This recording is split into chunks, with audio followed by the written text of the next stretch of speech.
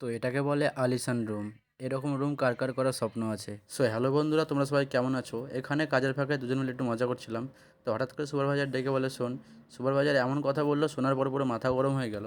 আসলে সুপারভাইজার বাড়িতে মিস্ত্রি কাজ করছে, তো আমাকে বললো যা যে একটু দেখ কাজটা ঠিকভাবে হচ্ছে কিনা। তো সেই অনুযায়ী আমিও বেরিয়ে পড়লাম।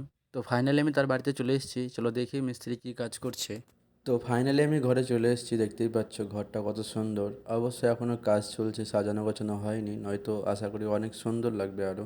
আর এই যে এখানে মিস্ত্রি কাকুটা কাজ করছিল, তো মিস্ত্রি বললো ফ্যানটা ছোটো হওয়ার কারণে ফিটিং হচ্ছে না, দোকানে গিয়ে এটা রিটার্ন করে দিয়ে একটা বড় ফ্যান নিয়ে আসতে বললো। সেই অনুযায়ী আমিও প্যাক করে নিলাম। তো ফ্যানটা নিয়ে আমি বেরিয়ে পড়েছি চেঞ্জ করার জন্য। আর মিস্ত্রি আমাকে বললো ফোন করে দিয়েছি দোকানে, তোমায় গিয়ে কিছু বলতে হবে না, তোমাকে দেখলেই ফ্যানটা দিয়ে দেবে। তো ফাইনালি আমি চলে এসেছি দোকানে, আমি পুরোনো মালটা ওকে দিয়ে দিলাম, বললাম এর থেকে একটু বড় সাইজ দাও।